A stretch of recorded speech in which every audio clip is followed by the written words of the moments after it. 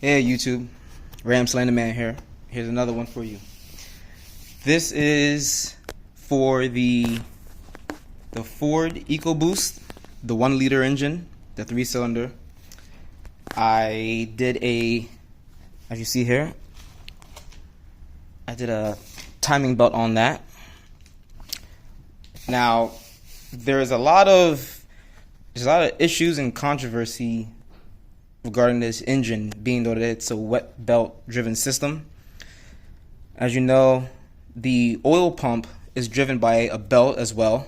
Same one, it's kind of like this.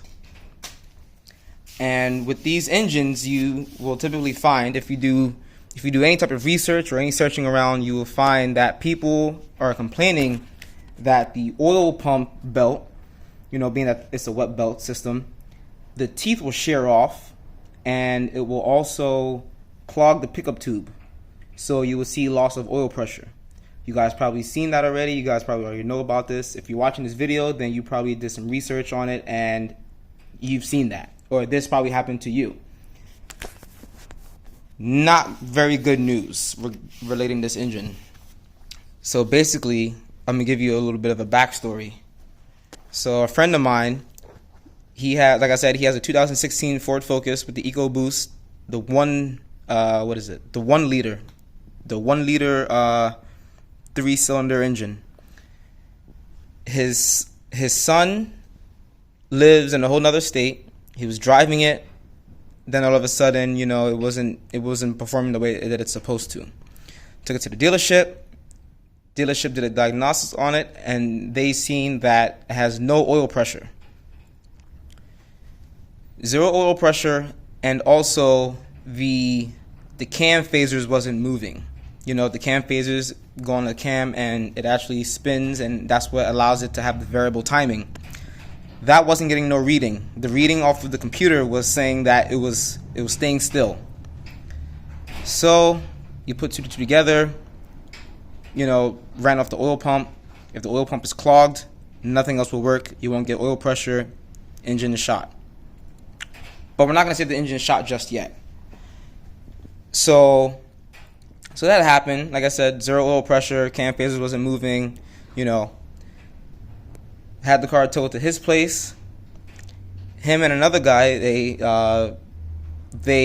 drove it around. They put 20 or 25 miles on it. I wasn't there at that point. They put some miles on the car and they thought that it was a turbo. So they replaced the turbo. It was still doing the same thing. Like it was hesitating, misfire. It wasn't running right. It was running really rough. It just wasn't performing the way that it was supposed to. So they replaced the turbo, thinking that it was that. They seen that it was happening the same thing was going on, same issues as before. They replaced the turbo again with another one. The second one that they got was defective. Then they got another turbo. Then they seen that I don't know who or what at this point in time, said to drop the oil pan, but they dropped the oil pan, and then they seen that all the teeth, mind you, this is just the timing belt, not the oil pump belt. The oil pump belt would be really short. It'd be like this. It'd be like this big. So if say from here on up. The teeth off of that, you see the ribs is what drives the gear. This was broken off. It was chipped off, and it got sucked up into the pickup tube. Now they pulled all the teeth out of the pickup tube.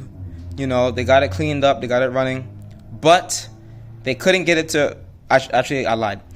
They didn't get it running, and here's what I'm going to explain as to why that was. So, as you've probably seen, there's a couple of videos on YouTube doing the timing belt swap, but they never talk about when the engine actually goes bad. Like say, or if the belt, the teeth of the belt got stuck up into the pickup. No one actually mentioned that. They only talked about just doing the replacement of the belt. So one could assume that it was a working engine just fine, and it had no issues with the system. All right. Now, granted, everything is mainly for the timing belt. At this particular time, we're looking at the oil pump belt specifically. That I don't have because that was already put on by, like I said, my friend and the other guy that they were doing.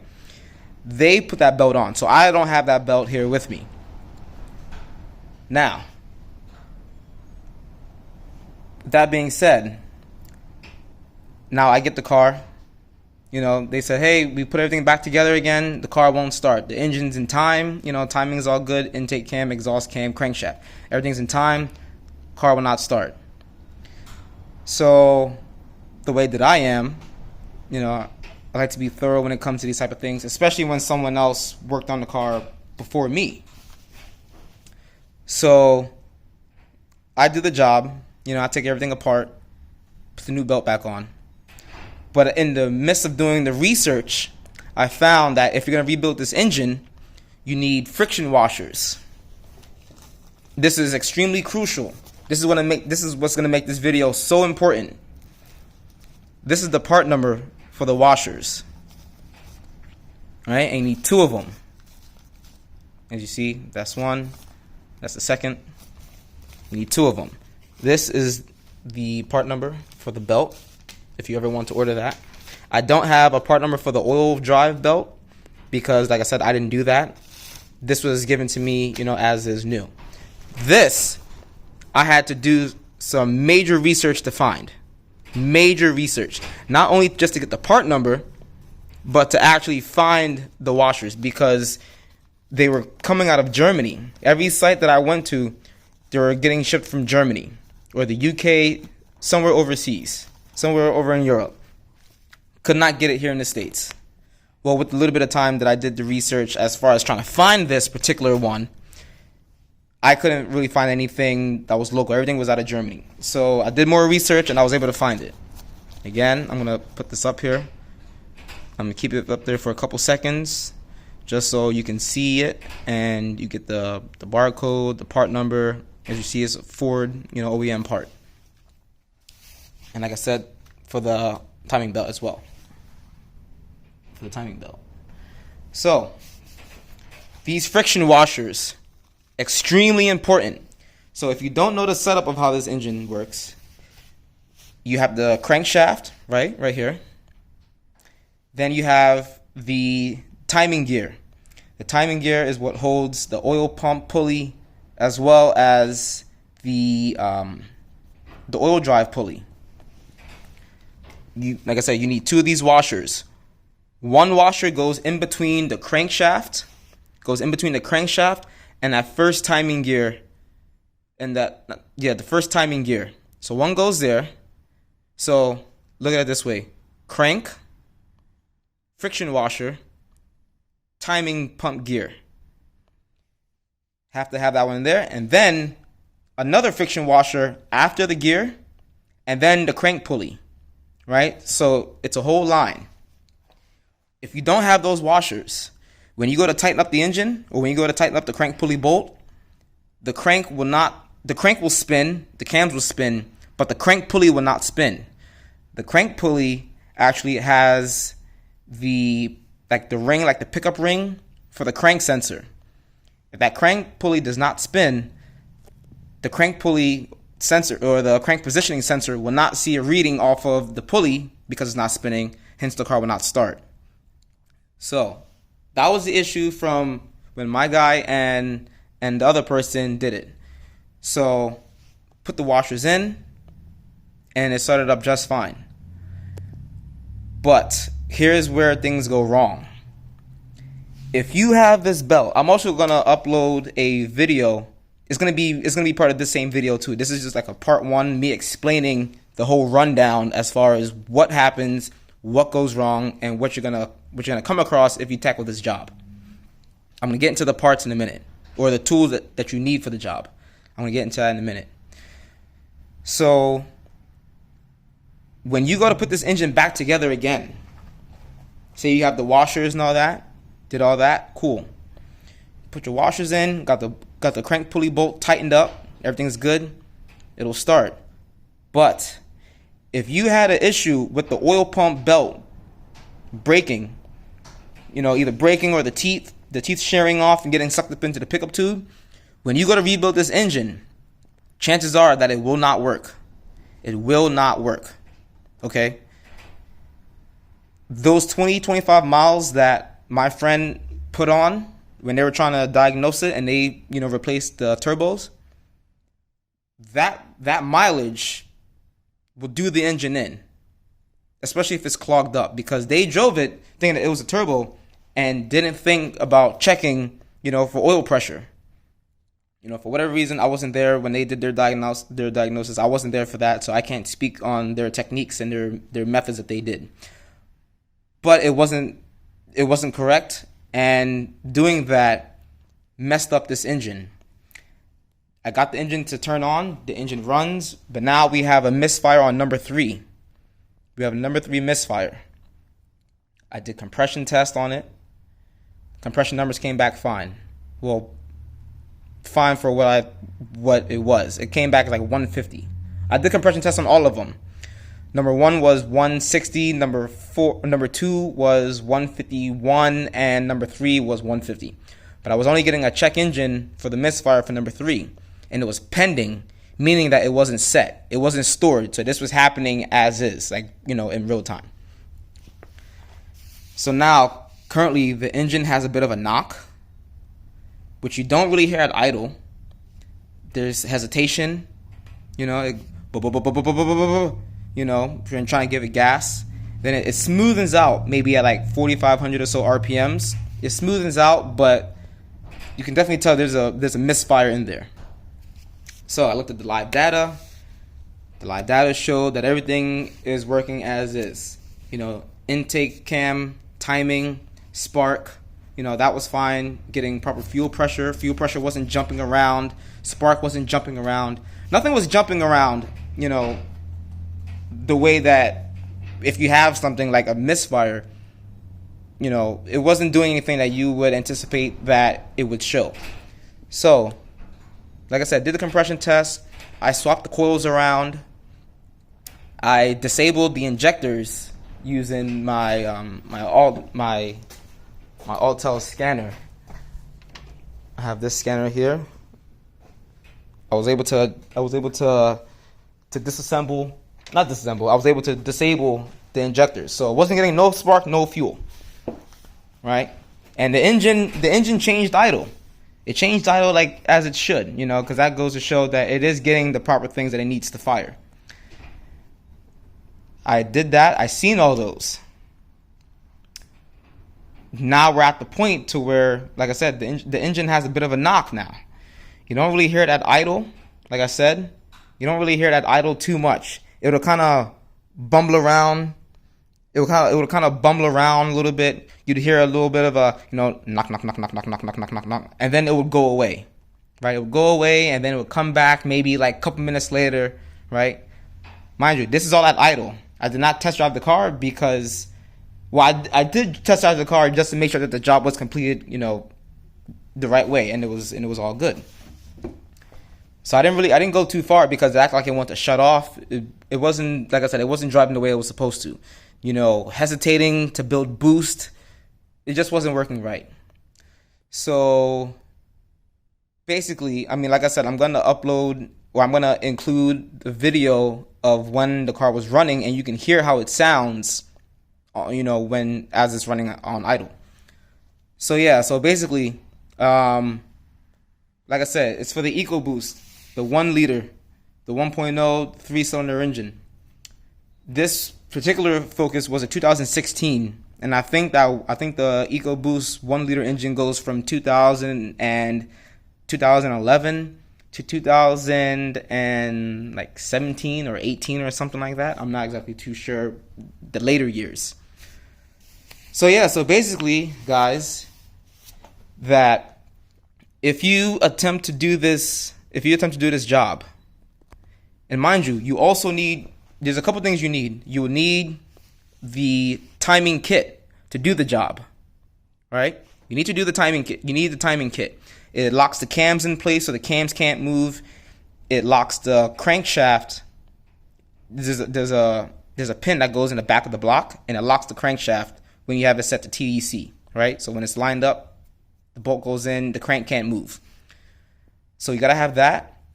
You also have to have a torque multiplier tool. From the research that I did, it said that you must have that. I got lucky because, like I said, the guy and the mechanic, they didn't have one, but they were somehow able to get it off. He said that they used a electric impact, a plug-in one, kind of one like this, kind of one like these. So he was able to get it off. That's cool, you know. But that torque multiplier tool, it's like an $800, $900, $1,000 tool. It's a crucial tool to have for this job. Like I said, I got lucky because the pulley was already loose, or the bolt was already loose, so I didn't have to worry about trying, undo it. What else?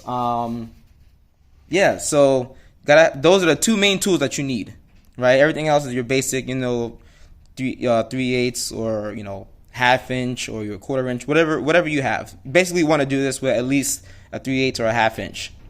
But there are some little things that you would need the 1/4 inch to do. So did all that, no big deal. The job isn't too bad. The job is really not that bad of a job to do. Really not that bad. I did not have to drop the carrier bearing for the passenger side axle. I didn't have to drop that because the pin actually goes on top. It goes on top of that, so it was able to go in with no issues. Yeah, so you need those tools, right? Like I said, it's not a bad job. It's not a bad job to do. It's especially not bad if you didn't have issues with your belt, this timing belt, or the oil pump belt. That's the biggest crucial thing at this point. It's extremely critical. If your oil pump belt, like I said, not this one. If your oil pump belt shears its teeth off and gets sucked up into the pickup tube, and you're still driving it around because you don't know what's wrong with it, so you don't go to a dealership or whatever, or you try to diagnose it yourself, whatever. When you drop that pan and you see the shavings in there from the belt, it's basically not going to be a running engine when it's all said and done. It'll run, but you may have a knock.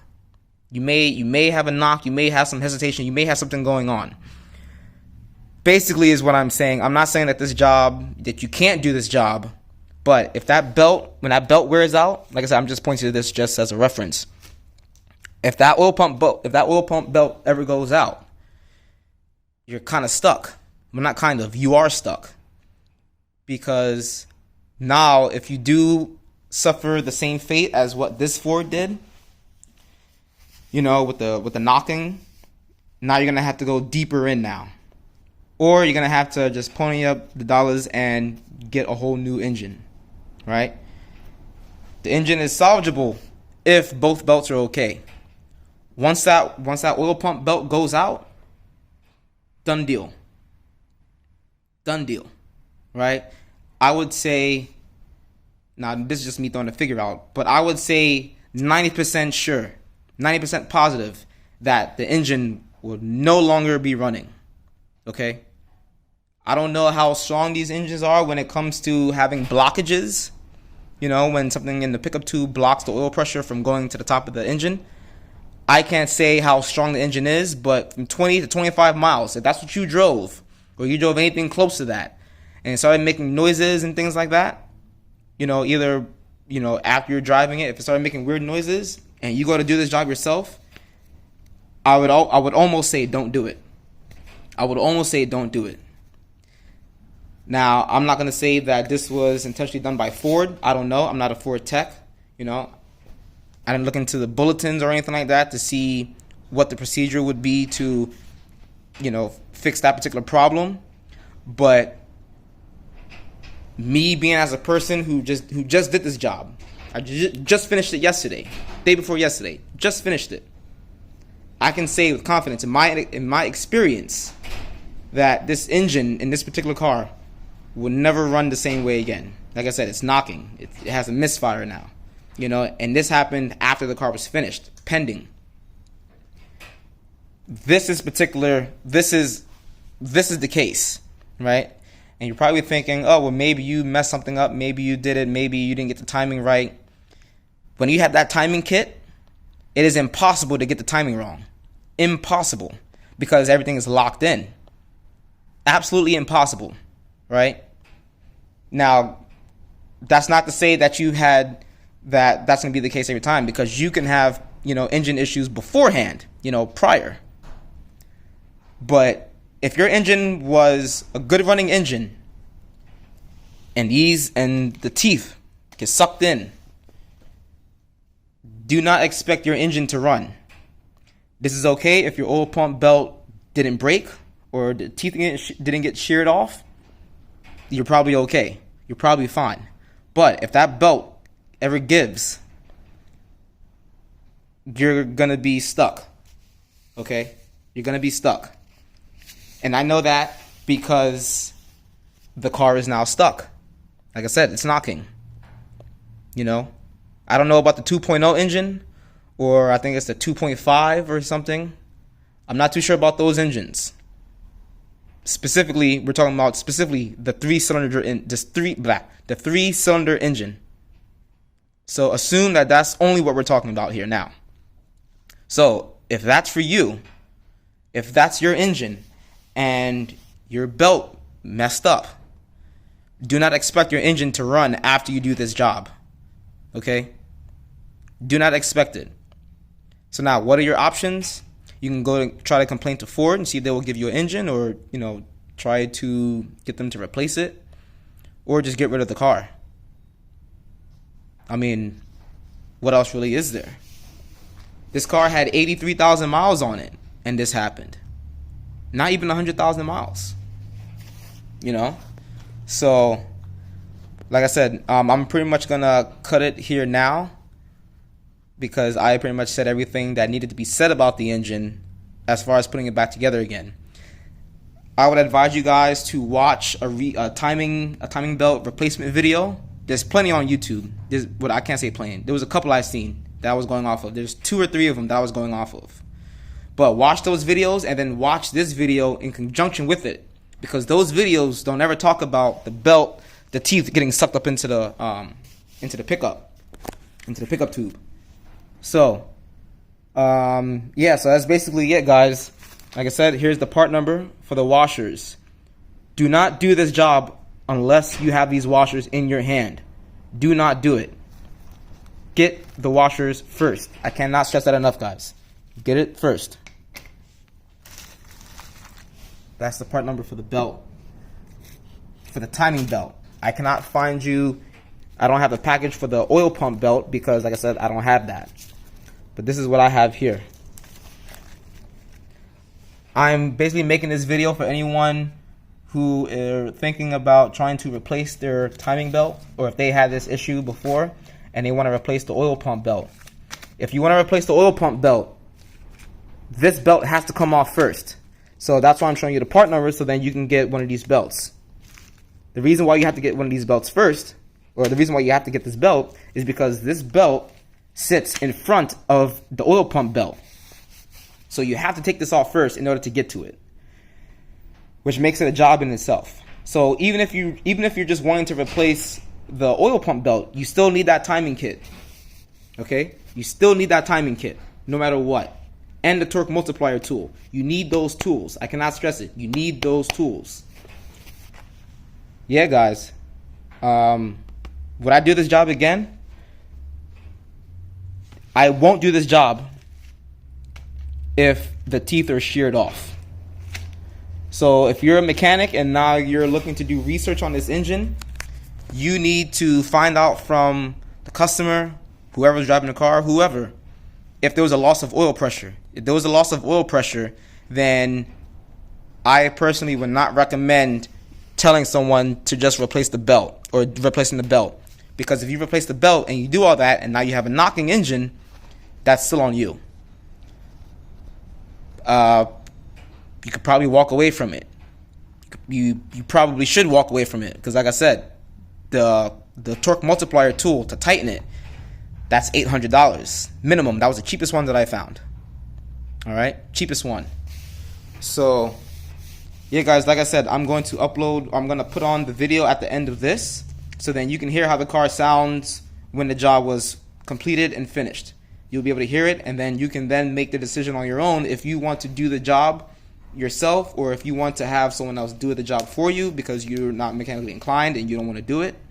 But that's basically what you're looking at, guys. That is basically what you're looking at. Okay? You must have the washers, you must have the timing tools, the timing tool kit, and you must have at least a new oil pump or a new timing belt if you're going to be taking it off, right? Because why put on a belt if you're taking it off? Just get a new one. So yeah, like I said, guys, 2016 Ford Focus with the Ecoboost, the 1-liter turbocharged engine. This is that, and that's that. All right. So I'm going to cut it off here, and you can watch the little clip of the video of the car running. So guys, Ram Slam the Man signing out.